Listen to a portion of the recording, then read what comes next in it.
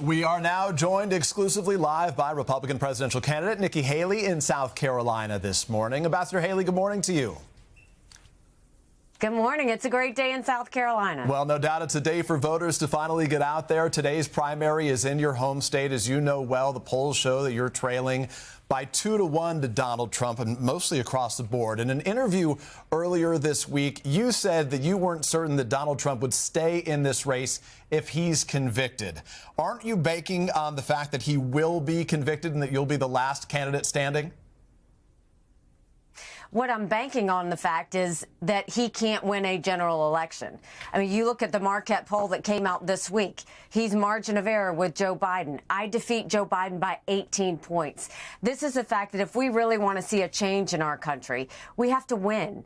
And we can't win with someone who is not able to win a general election. I mean, you look at 70% of Americans don't want Joe Biden or Donald Trump. 60% of Americans think Joe Biden's too old and Donald Trump's too old to be president. Well, I'm showing that the American people need a voice. They need to be able to say that they want an option different than what they're being given, and we're trying to give them that. So let me try to pin you down on that, though, if I can. You can't win a general election if you don't win the primary here. So have you had any conversations with party leaders assuring you that they would support you if Donald Trump is convicted?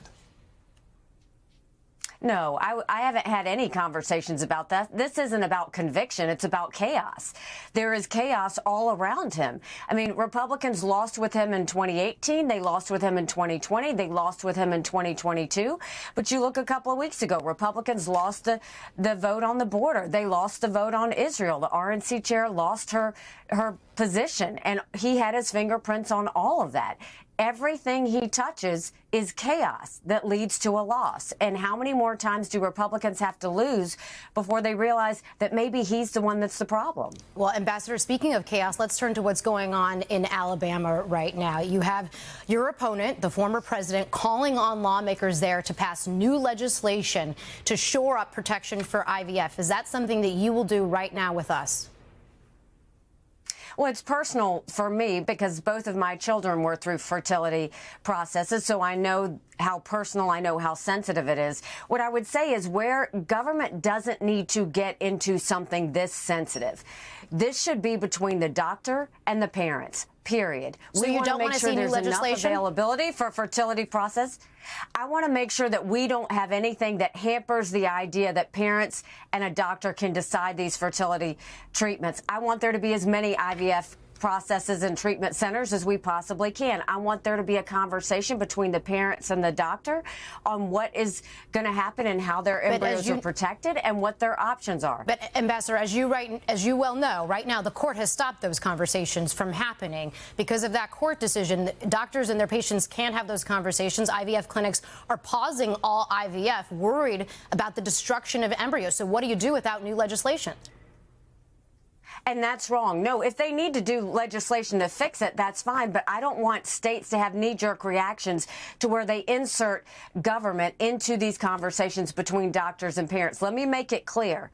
We want more IVF centers. We want these parents to have these options. We want government to allow the conversation to be between the doctor and the parents without government getting in the way on the decisions that are made about them and what happens with these embryos. So the goal is fix whatever you need to fix to keep government out of it. Let me ask you about Ukraine, if I can, right now. Today remarkably marks 2 years since the start of this brutal war there. 9 days have passed since the death of Vladimir Putin's chief domestic critic, Alexei Navalny. Donald Trump has yet to condemn him. You served as Mr. Trump's UN ambassador. You know that he never condemns Putin or Russia. So simply put, what is the risk to America's national security by refusing to condemn Putin and Russia? You know, I mean, he said it wasn't that he refused to condemn. He went further than that. In South Carolina, he gave a speech and he said that he would actually encourage Putin to invade our allies. Think about that. That means he's siding with a dictator who kills his political opponents. He's siding with a tyrant who arrests American journalists and holds them hostage. He's siding with a thug who's made no bones about the fact that he wants to destroy America. And here you have Ukraine. I mean, the fact that half a 500,000 people have died and been wounded because Putin invaded Ukraine. This is the time that America needs to understand that Putin has made it very clear once he takes Ukraine, Poland and the Baltics are next. If that happens, that puts America at war. We are trying to prevent war. And when Trump went and said that he wanted Putin to invade our allies, that immediately made our allies vulnerable. It emboldened Putin, which is why he's now putting troops around the Baltic countries. And it put all of our military men and women in those areas at risk. I'm sorry to interrupt you there. So let me just follow up on that very quickly. As you know well, the $60 billion in additional aid to Ukraine right now is held up. The House Republican Speaker, Mike Johnson, has not allowed for a vote on that many people, some on both sides of the aisle, think could pass, largely because Donald Trump doesn't want this to be supported. Should there be a vote on that aid for Ukraine immediately? There should be a vote for aid on Ukraine. We should give them the equipment and ammunition we need to win, but you should also acknowledge where the fault lies. Yes, it lies in the fact that Trump is retreating and getting weak in the knees when it comes to Putin, but it should also follow on the fact that Joe Biden needs to tell the American people why they need to care about Ukraine. But if the Republicans allow a vote, then that money would go to Ukraine. Madam Ambassador, wouldn't that money go to Ukraine? Yes. The president's made the case, so why not just allow the vote?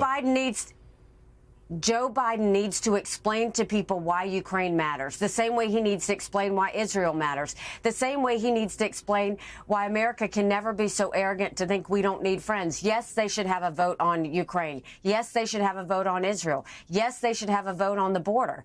And they should not in any way lie to the American people to make them think they have to pick either Ukraine and Israel or the border. If we supported Ukraine, Israel, and secured the border, that's less than 20% of Biden's green subsidies. We need to start telling the American people the truth so that they know exactly what the decisions are in front of us. Ambassador Nikki Haley, we very much appreciate your time. Safe travels on the trail.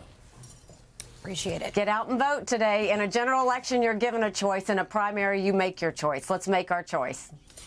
Appreciate your time. Thank you. Ambassador Haley, thank you. Hey, thanks for watching. Don't miss the Today Show every weekday at 11 a.m. Eastern, 8 Pacific on our streaming channel, Today All Day. To watch, head to today.com/allday or click the link right here.